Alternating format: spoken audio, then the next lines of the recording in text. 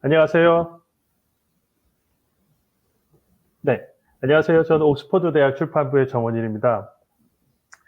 영어로 진행된다고 안내해 드렸는데 한국어가 나와서 놀라셨죠? 오늘 세션은 영어로 진행됩니다. 영어로 진행되는데 제가 잠깐 그 간단한 인트로덕션을 위해서 좀 들렸습니다. 저는 옥스퍼드 대학 출판부의 한국 지사에서 대표를 맡고 있습니다. 우선 오늘 바쁘신 와중에 참석해 주셔서 감사드립니다. 시작에 앞서서 몇 가지 안내해 드릴 사항이 있는데요. 먼저 본 세션은 Q&A를 포함해서 녹화가 됩니다. 그리고 녹화본은 본 세션이 끝난 뒤에 다 전달해 드릴 예정이고요. 그 다음에 두 번째로는 먼저 발표자 소개를 한 뒤에 그 다음에 이제 준비된 프레젠테이션을 보고 그 다음에 이제 라이브 Q&A로 넘어갈 예정입니다. 프레젠테이션은 엘리너 헉스 와 다니카 살라자 박사가 준비하였습니다. 세 번째로 질문이 있으시면 오른쪽에 있는 Q&A 버튼을 누르셔서 그 Q&A 탭에 질문을 올리시면 됩니다. 그리고 그 질문 밑에 vote가 있는데 투표를 하시면 우선순위가 올라가게 됩니다. 말씀드린 것처럼 본 세션은 영어로 진행됩니다만 한국어로 질문을 하고자 하시면 질문을 한국어로 올리셔도 됩니다. 제가 전공자는 아니지만 최대한 전달을 해 보도록 하겠습니다. 그리고 Q&A 탭 옆에 핸드아웃 탭이 있는데 거기에 저희가 유인물을 올려놨습니다. 유인물은 굉장히 중요한 정보들을 따로 저희가 준비를 해 놓은 거기 때문에 다운로드해서 보관하고 계시면 되겠습니다. 그리고 오른쪽 위쪽을 클릭을 하시게 되면 전체 화면으로도 보실 수가 있습니다. 저희는 권장해 드리는데 필요하시다면 오른쪽 위쪽에 상단에 클릭을 하셔서 전체 화면으로 봐주시기 바랍니다. 그리고 챗박스를 이용해서 그 다른 참석자분과 의견을 교류할 수도 있고요. 그 혹시 기술적인 문제가 있으시면 저희에게 알려주시면 저희 스텝이 또 도와드리도록 하겠습니다. 그리고 마지막으로 이게 온라인 웨비나다 보니까 버퍼링이 있을 수 있습니다. 인내심이 중요합니다. 조금만 기다려 주십시오. And now, without further ado, let's get started with the introductions in no particular order. Danica, would you introduce yourself?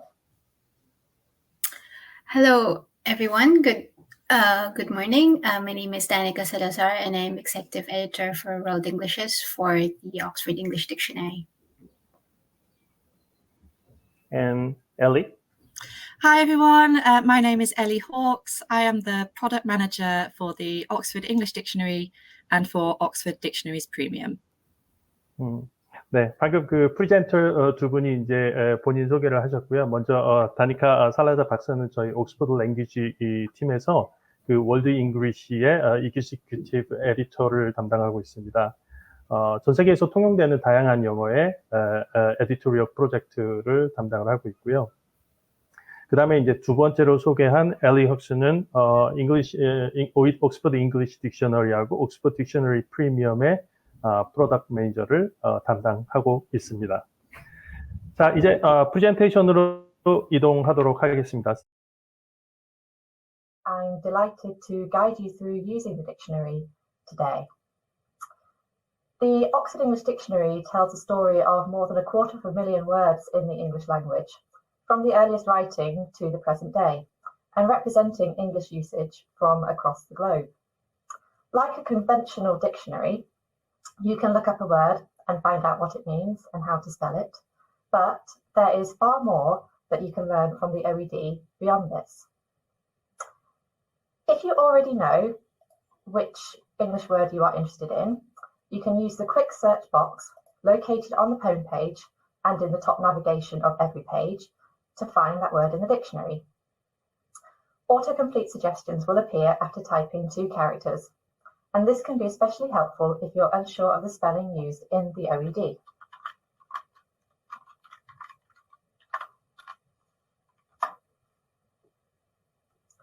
Quick search results are sorted by their frequency in English, which is given a score out of 8, represented by these red boxes. As you can see, the entry for orange the fruit appears at the top of the list because this is the more frequent entry. You can also see here the date A1400-. A in this instance stands for ante or before, and this is the earliest date that OED's editors have found for quotations containing the word. Words that are still in use today will only have one date and a trailing hyphen to indicate that the word is still current. If the word is now obsolete, you will see a second end date here. Also on the screen, you can see a shortened definition of the word. In the search results, this will be what we call the main definition of the word, but obviously many words will have more than one definition.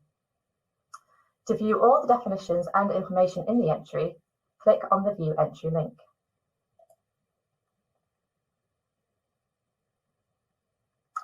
Let's look at the Meaning and Use tab, which is the tab that lays out all of the historic and current meanings of a word and how it was and is used, in chronological order.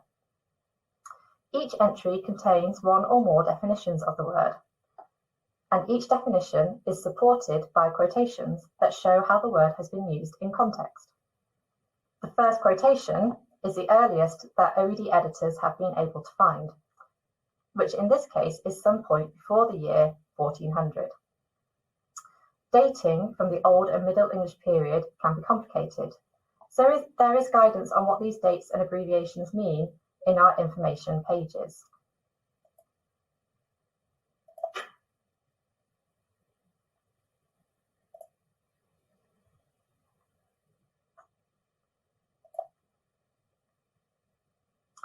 We can see here that the earliest definition for orange was the citrus fruit.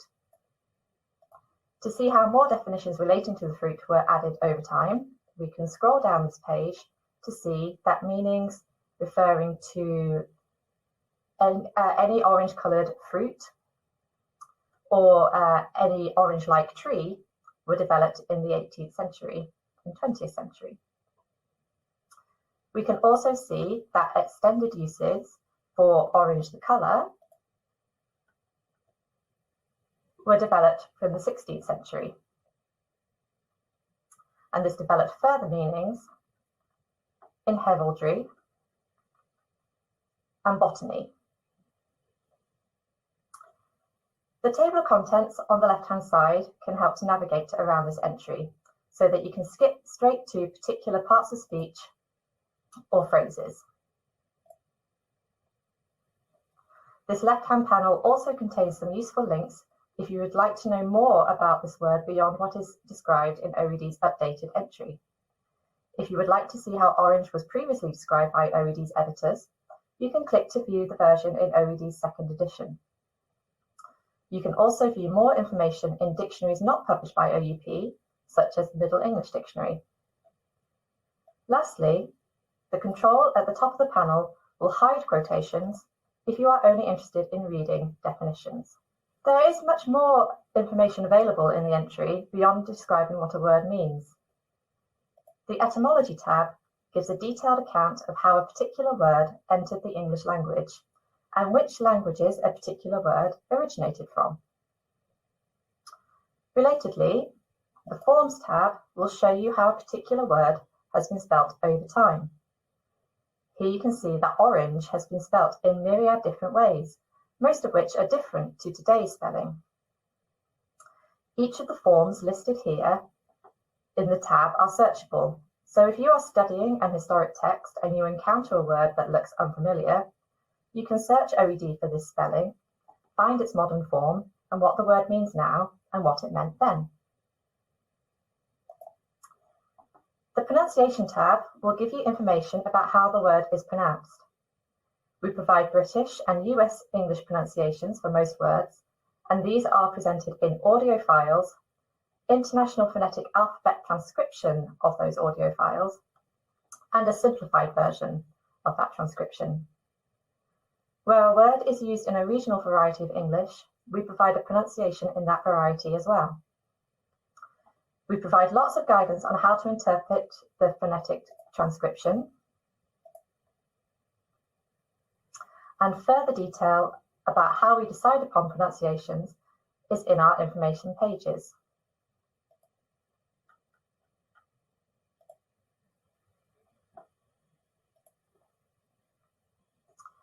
The frequency tab will give us information about how common the word has been over time.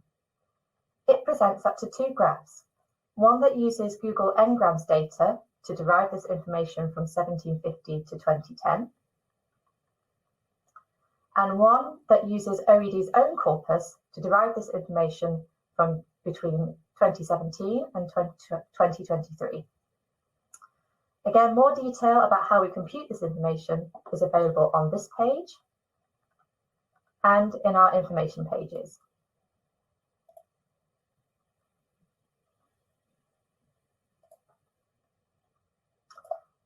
The Compounds and Derived Words tab shows us all the compounds that have been made with this particular word and all the words derived from this word.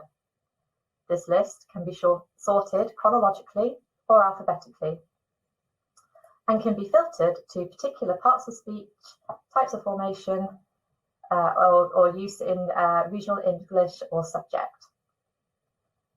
Sometimes OED editors will specify compounds that are particularly relevant or important in the history of this word, and these can be found by selecting curated compounds.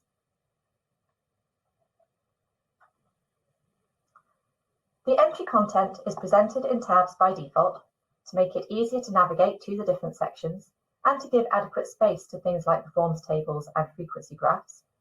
However, for those who prefer to read entry content on a single screen, the tab view can be turned off by activating this switch.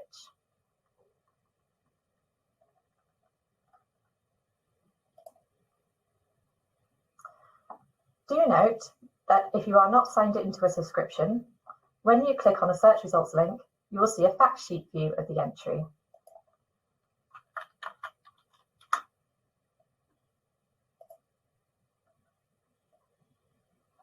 This contains a small amount of high-level information about the word. Clicking on one of the onward links will prompt you to sign in, and then you can view the full content.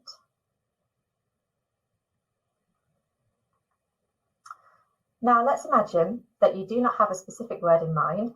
Rather, you want to find words or meanings that fulfill a certain set of criteria. To do this, go to the Advanced Search link in the header.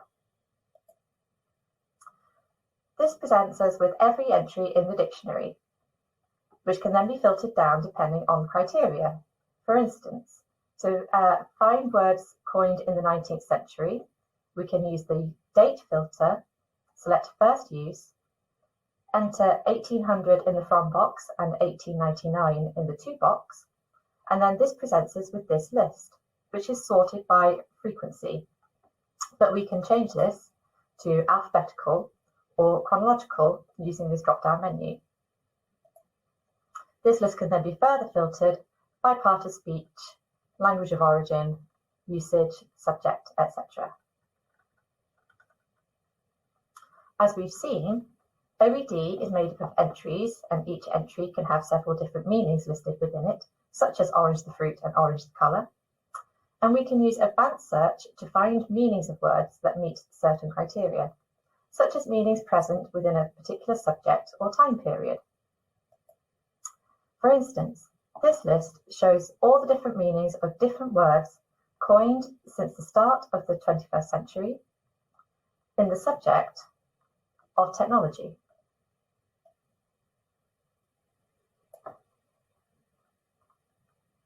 Finally, let's look at quotations. Each OED entry is made up of different meanings of the word, and each definition of those meanings is supported by a quotation that provides evidence of how the word was used and when.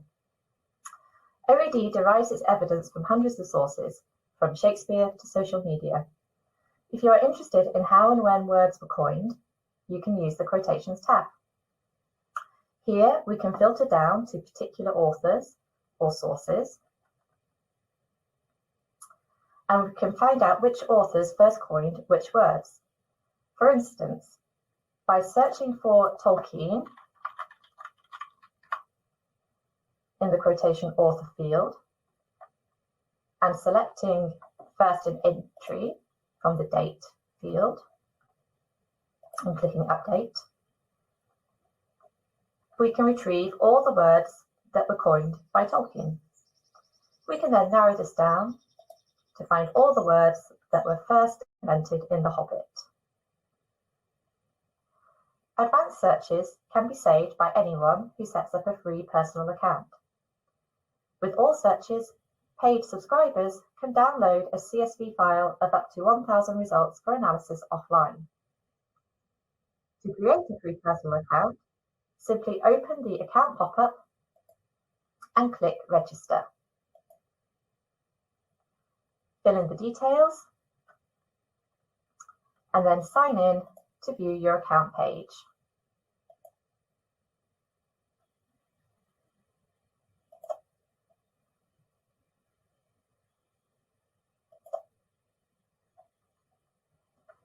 Here you can view your saved searches and set display preferences so that you can choose to default to the tabbed view or single screen and hide all quotations.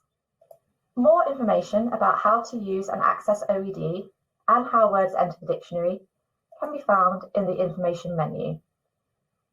We also have several user guides to help you get started. Also, our discovery pages, linked to from our homepage,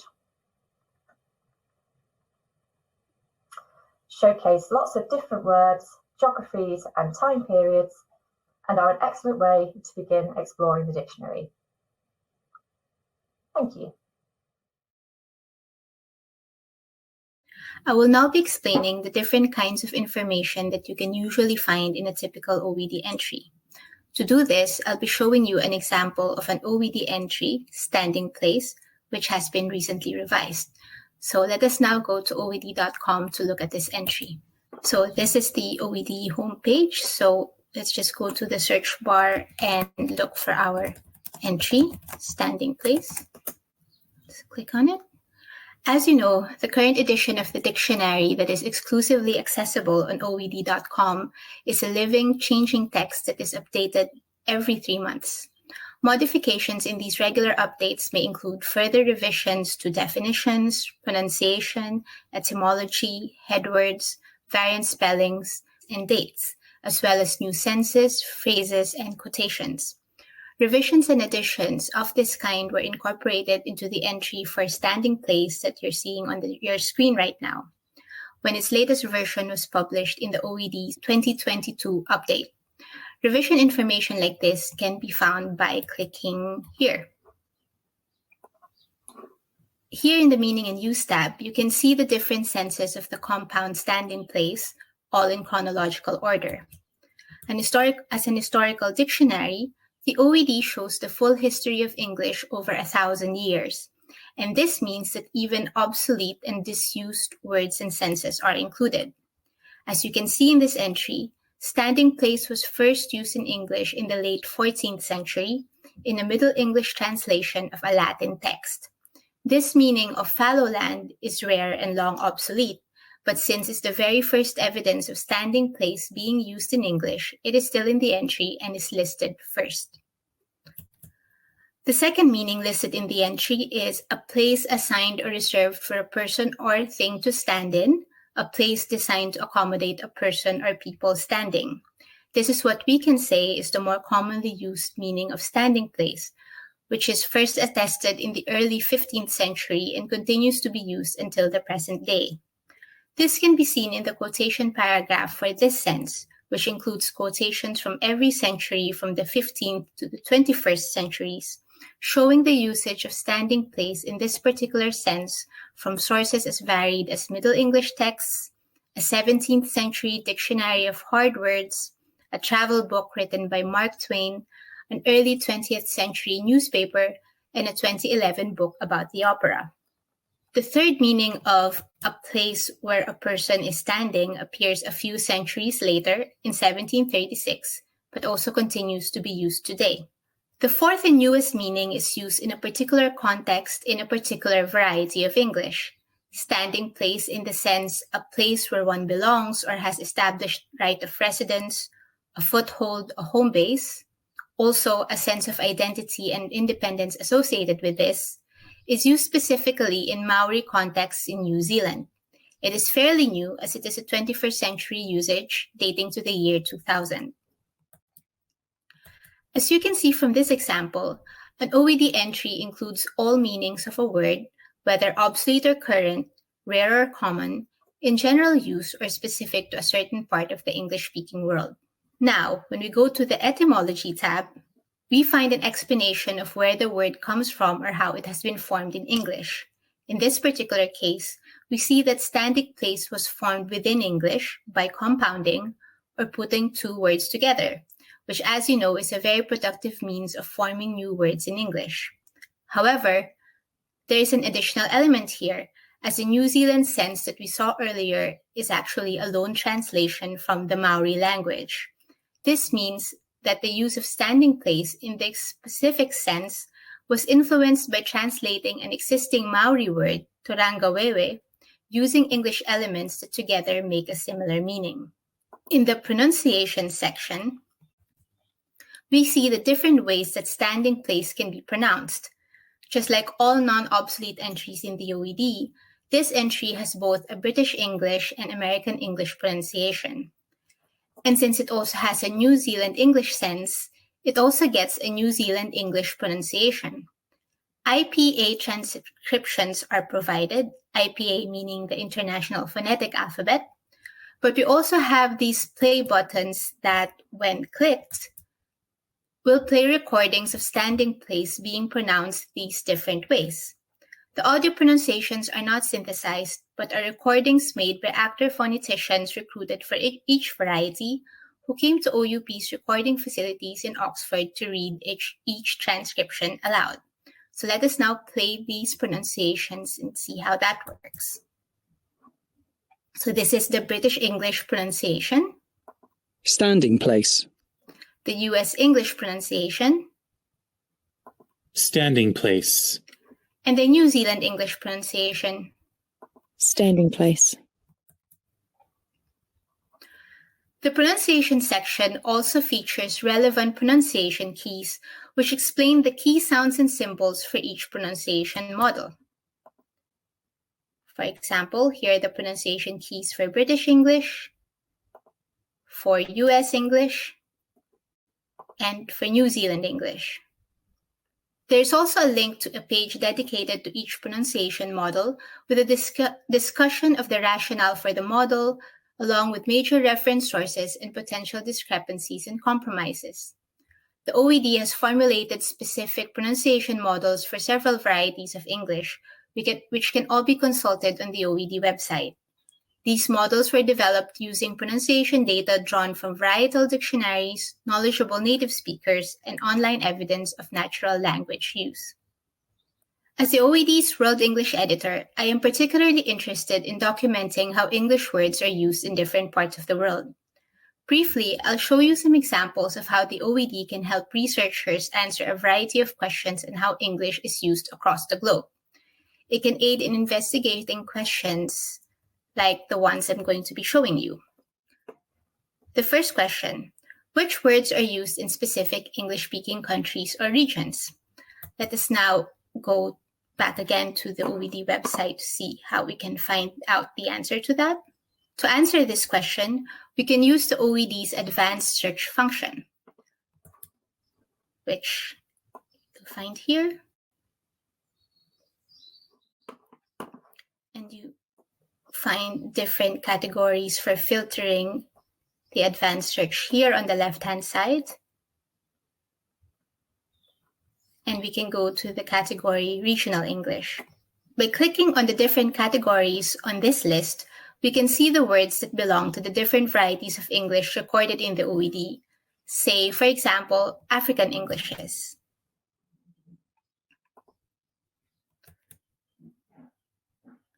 This comprises over 1,000 entries and includes South African English, East African English, and West African English, which itself includes Nigerian English as a subset.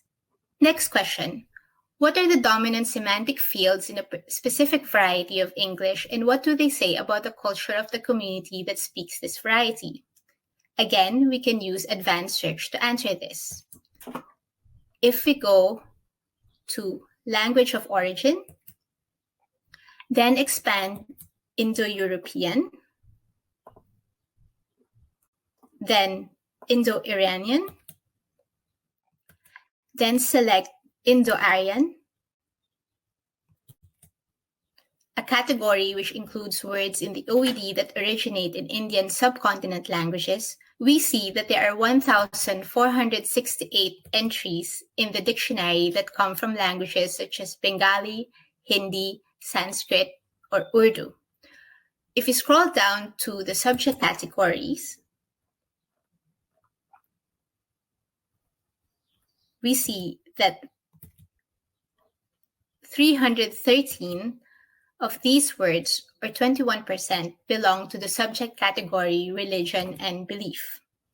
Further limiting the search results to this subject category and examining the list that this brings up reveals the nature and significance of these South Asian words. They are words relating to principles of Buddhist and Hindu philosophy and mythology, or to specific practices of these religions such as yoga and religious festivals. Many of these words have gained such currency in English that they have developed extensions of meaning and become part of everyday vocabulary.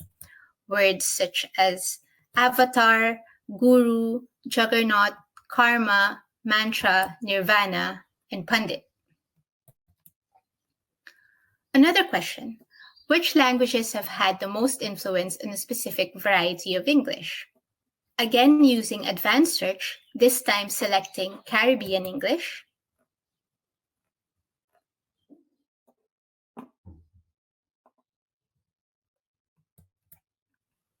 then going up to language of origin,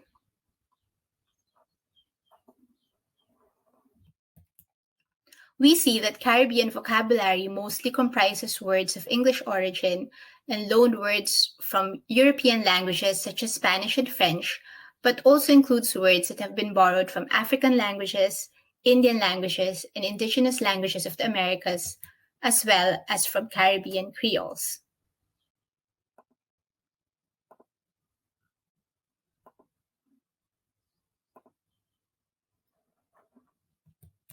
Next question: how can certain words show the historical links between different geographical areas?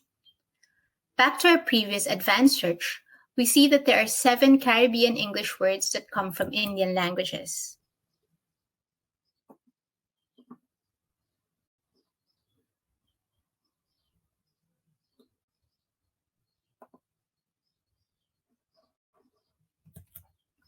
They may be few, but they are evidence of the linguistic impact of Indo-Caribbeans on Caribbean English.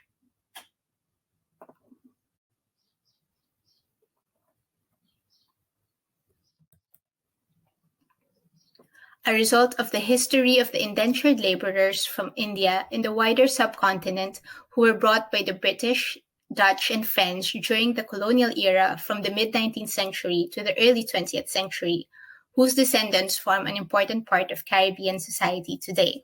Another question: is a word really a coinage in a specific variety of English or a preserved archaic use from another variety?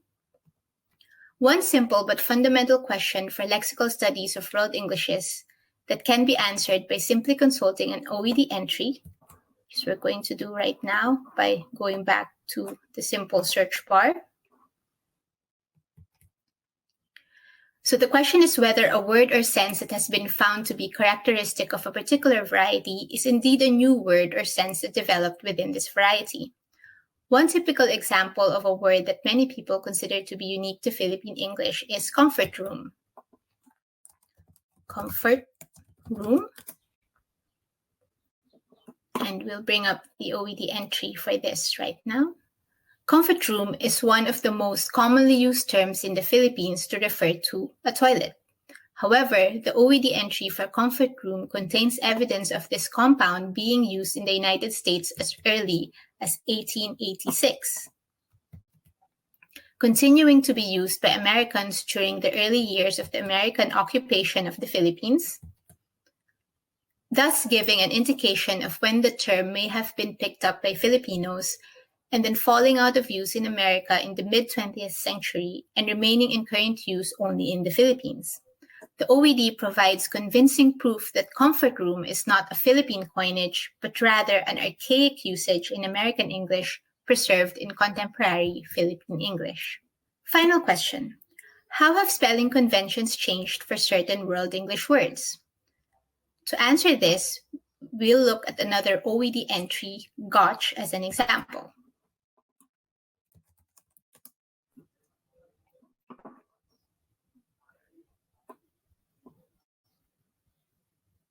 We will go to the form section of this entry.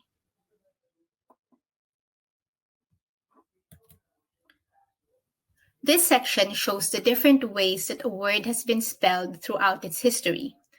This is particularly interesting for loanwords that have been borrowed into English from other languages, as it usually takes time before firm spelling rules for such loanwords are set.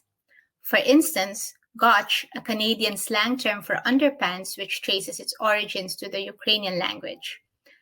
It was borrowed from the Ukrainian word for trousers, gachi, and combined with the English S plural ending to form the variants gonchis, gotchis with two E's, gotchis with an IE, gitchis, and ginchis.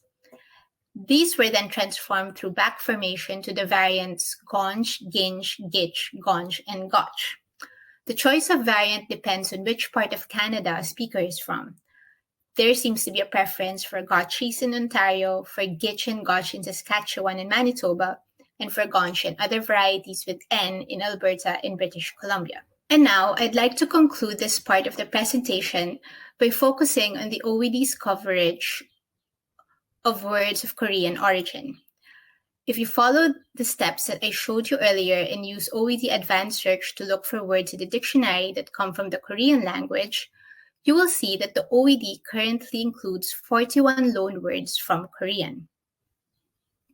These Korean borrowings date to as far back as the 19th century, with words such as kimchi, giseyeng, and kono entering the English language in the 1880s and 90s. Several other loanwords made their way from Korean to English in the 20th century, words such as ondol, hanbok, makgeolli, and pisibang. More recently borrowed words are first attested in English in the 21st century, borrowings such as debak and mukbang. Most Korean borrowings in the OED entered the language relatively recently, in the latter half of the 20th century and early part of the 21st century. The current influx of Korean origin words into English is due largely to a phenomenon called Hallyu, or the Korean wave, the increase in international interest in South Korea and its popular culture, especially represented by the global success of South Korean music, film, television, fashion, and food. This rise in popularity of South Korean culture, which began in the 1990s in East and Southeast Asia, had become a worldwide phenomenon by the 2000s, driven largely by the success of various forms of Korean entertainment on social media and video sharing platforms. South Korea's cultural and consumer products are highly sought after in Asia and beyond, and it is through English, the global lingua franca, that it sells these products to the rest of the world.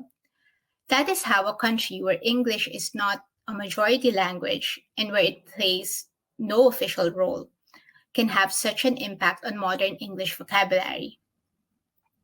The current K-trend, encompassing K-pop, K-drama, K-beauty, K-food, and K-style, introduces new vocabulary that is quickly adopted by English speakers across the globe. Examples of these words include those referring to Korean food, such as banchan, bulgogi, chimaek, galbi, gochujang, japchae, and kimbap. Words referring to Korean sports, such as hapkido, taekwondo, and tangsudo. Even Korean kinship terms, such as nuna, oppa, and uni. Some words that English have borrowed from Korean have subsequently developed entirely new meanings in English. One example of this is the word chaebol, which in Korean is a combination of the words che, meaning wealth, and bol, meaning faction or clique, and means a large business conglomerate usually owned and controlled by one family. This is also the meaning of chaebol in English, but the word also later extended its meaning to refer to a family which runs such an enterprise and to a member of such a family. Chaebol also later comes to refer to the privileged social status and wealthy, fashionable lifestyle associated with such businesses and families. So that on Twitter, for example, you can see tweets like, Yuna is playing golf and likes wine. Wow, she's living the chaebol life. Another example is oppa. In Korean, oppa is used by a female speaker to address or refer to her older brother, older male friend, or boyfriend. Oppa is used in English in this way too, but it has acquired another meaning as well in Southeast Asia. Oppa is also used to refer to an attractive South Korean man, especially a famous actor or singer. The OED entry for this new sense of oppa quotes a Twitter post from 2021 naming South Korean actors Lee Min-ho, Park Seo-joon, Lee Sung-chuk, and Ji Chang-wook as the ultimate oppas.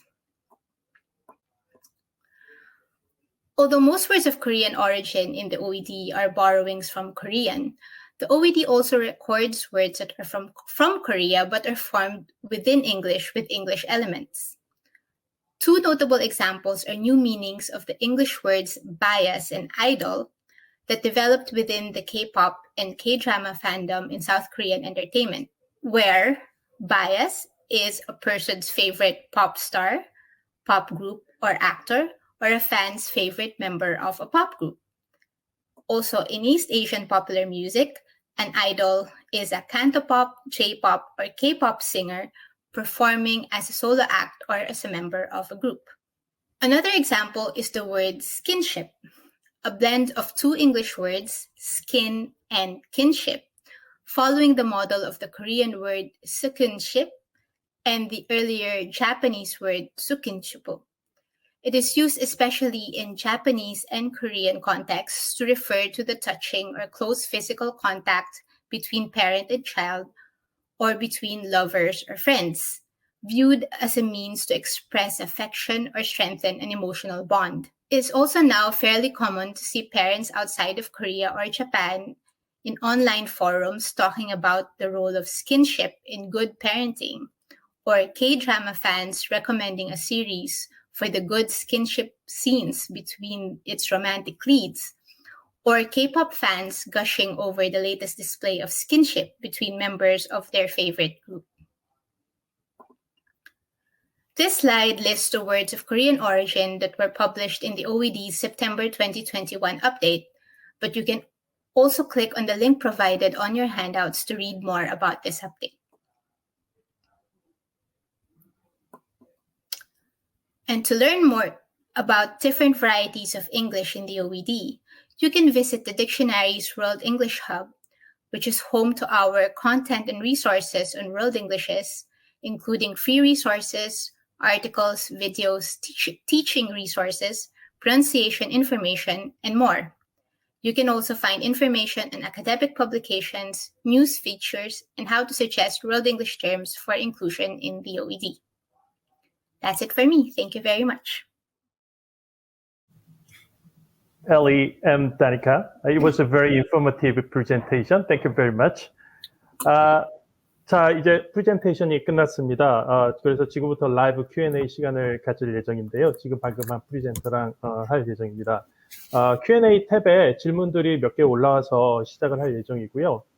다시 공지사항 드리지만 핸드아웃 탭에 유인물들이 올라와 있습니다. 다운로드 잊지 마시고 꼭 해주시기 바랍니다. 그러면 첫 번째 Q&A, 첫 번째 질문부터 진행을 할 예정인데요. 제가 올리고 한번 읽도록 하겠습니다.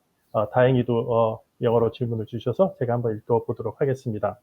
Okay, let's get started. Thank you. This is a bit long question, but I'm going to read it. Thank you for the informative presentation. I am a researcher studying Korean lexicography, and whenever I use OED, I always impressed by richness of quotation in OED. I especially like the quotations from social media because they are lively. My question is about copyright issues when collecting quotations from SNS, social media. For example, if a quote is collected from SNS, such as Twitter, it clearly shows the account from which the quote was taken. But I wonder if it is possible to contact the account personally to get permission. And what happens if permission is not granted? Even if it doesn't get published, I'd like to know if there are any rules about collecting from social media, or if you have to get permission from the copyright holder to do so. As I'm sure you have to build and review social media resources to find words for inclusion in the OED. This is a question from An-Hee-ji. Yes, I'm not sure if this is applicable outside of OED quotations. All I know is that we are allowed to do it for OED quotations for this particular use. Yeah, I think because the quotations that we use in OED entries are kind of there for research purposes. That kind of means that we're allowed to use them. We could probably provide a more detailed response than that if we can chat with our editorial team later on. So if you're interested, then yeah, we could find out more information about how posts from social media in particular are kind of collected and used within the OED and during the course of the editorial team's work as well, even if those quotations are then not published. 잠깐 요약해서 답변 설명드리면 저희가 그 quotation을 collecting 할 때는 이게 commercial purpose가 아니라 research 목적으로 사용하기 때문에 괜찮은 걸로 알고 있고요. 좀 더 자세한 사항은 저희 editorial 팀하고 상의한 후에 좀 더 자세한 그 procedure를 나중에 답변 드리겠다고 얘기를 하셨습니다. 자, 그러면 다음 질문으로 넘어가도록 하겠습니다. This is the question from Indian, I think, Mr. Kammanuru. Yeah. So the question is how to add some famous Indian language words. So I think the question is for the how we add the famous Indian language to the OED. So would you please explain? Yes, so members of the public can get in touch with the OED to give us their suggestions of words that they think should be considered for inclusion in the dictionary.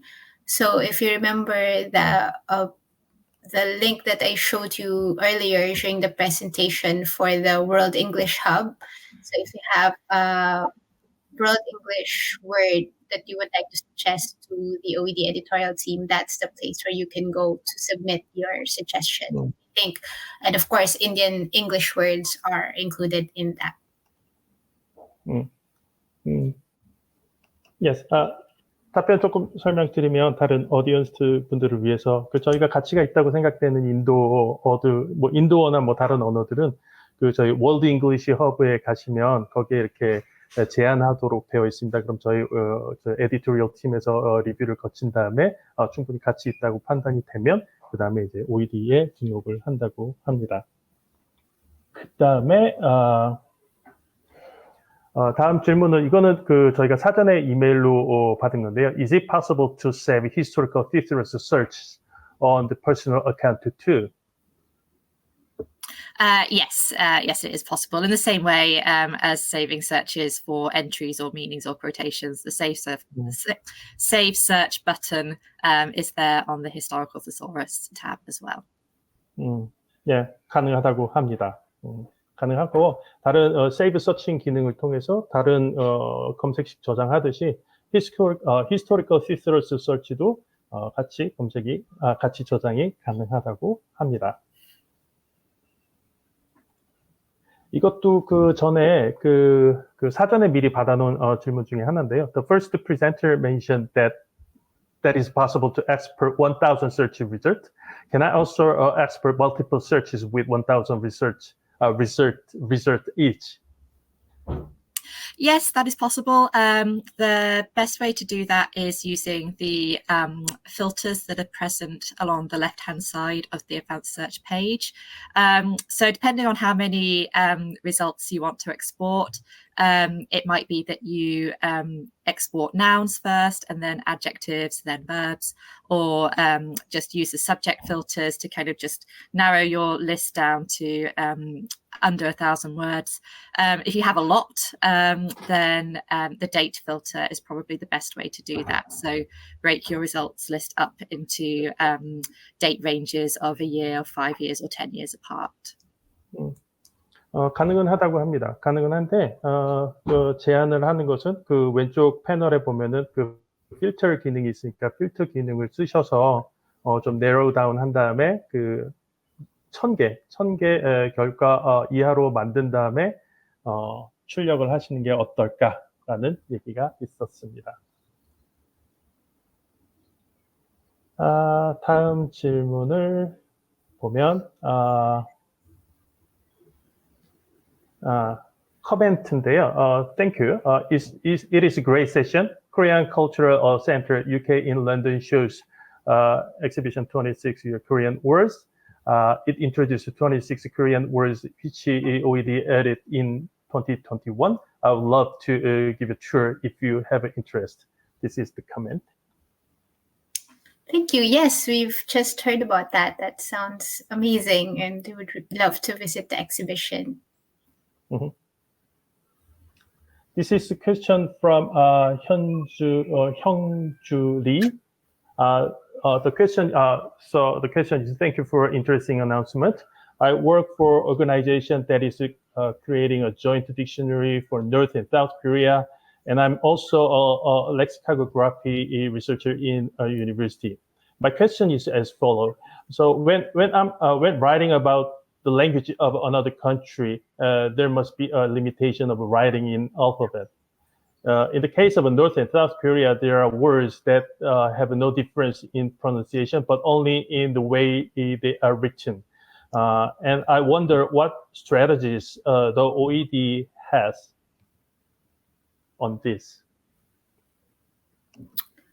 So what strategies the OED has to address differences in spelling? Is that what the question is? Yes. The question is how we address on the difference between difference on spelling rather than pronunciation. Yeah, so in the OED, as we've shown in the presentation earlier, we record all of the different possible spellings that a word has throughout the course of its history. And even, although of course we choose the most the most frequent current spelling as the head word of the word of the entry in the dictionary, if we go to the form section of the entry, as you've shown earlier, it will show you what other possible spellings can be for the word and during which time periods those spellings have been used. And as I said earlier, it's particularly interesting for borrowings because it usually takes time for a word borrowed from another language to have like more settled. So there's a period where people are just wondering, how do you spell that word? So the word gets spelled many different ways, and it takes some time for the spelling to standardize a little bit. And also for words with a long history in English, they especially those that go back during the time before English spelling has been standardized, there's also a lot of variation in the way a word is spelled. So that's all reflected in the form section of the OED entry. But it's also important to know that of course, the OED is a dictionary of English, and although English has absorbed many different words from different languages, what we're showing in the OED is how a word has been spelled in the English language. So I think a lot of people sometimes are surprised when they see a word from their language in the OED, and then they see that, oh, this is kind of spelled differently to how I would spell the word in my language. But that's normal, because sometimes during the process of borrowing from one language to another, the spelling changes. So how a word is spelled or how it is used in the original language does not always correspond to how a word is spelled or used in the receiving language, in which case, in this case, is English. So sometimes there is a difference there, but what we're always showing in the OED is usage in English. 요약해서 말씀드리면 다른 나라에서 영어가 이제 글로벌 영어다 보니까, 글로벌 언어다 보니까 다른 나라에서 저희가 빌려오는 말들, 다른 나라 언어에서 흡수해 오는 언어들이 이제 영어에서 표현되는 방식하고 그 나라 자체에서 표현되는 방식하고 이게 좀 다르다고 합니다. 그래가지고 이게 왔을 때 이제 영어로 정착하는데 시간이 걸리기 때문에 그게 좀 그런 이제 경향이 발생되는 거는 당연한 거고요. 단지 이제 OED에서는 지금 해외 다른 나라에서 다른 언어권에서 유입되는 단어들에 대해서 최대한 다른 스펠링들도 커버하려고 하고 있습니다. 그 외에도 계속 이제 발생이 되면 발생이 되는 대로 또 업데이트를 하고 있고요. 그렇습니다. 저도 여기에 대해서 좀 궁금한 게 있는데 나중에 개별적으로 물어보도록 하겠습니다. 다른 질문이 하나 또 올라왔는데요. 저희가 시간 관계상 이것을 마지막 질문으로 해야 될 것 같습니다. The final question is, do the OED editors have a principle of judging when a certain word from non-English languages is English enough to be entered in OED? Yes, of course. So we really depend on the available evidence for the word. So the decision to include a word in the OED or not really depends on whether we find sufficient evidence of the word being used in English. So we use different tools for that. The main one being what we call language corpus, which is a digital collection of texts that are put together in a database used specifically for language research. So research tools like this help us find out whether a word is used with sufficient frequency in both historical and current English, and that helps us decide whether a word should be considered for inclusion in the OED. 예, 잠깐 답변을 드리면은 해당 단어가 충분히 이 증거가 있어야 된다고 합니다. 그래서 얼마나 자주 사용되는지에 대해서 충분한 증거를 갖추고 있고 충분한 가치가 있으면은 이제 OED에 등재가 되는데, 그러기 위해서 저희가 주로 사용하는 게 이제 언어 연구에 주로 쓰는 Language Corpus라는 툴을 써서 그거를 통해서 검증을 해서 그 다음에 그 검증 후에 충분하다 싶으면 등재를 한다고 합니다. All right, that's great. So, 네, 이제 정리를 좀 하겠습니다. 저희가 지금까지 준비된 내용에 대해서 이제 질의응답까지 다 마쳤고요. 이제 시간이 다 돼서 여기서 이제 마치려고 합니다. Thank you very much, the presenters. Was a wonderful presentation. 그리고 참석해 주셔서 감사합니다. 저희가 준비한 세션이 많이 도움이 되었으면 좋겠습니다. 그리고 have a lovely rest of the day, presenters, and have a good evening, audience. Well done, and goodbye. Thank you. Bye.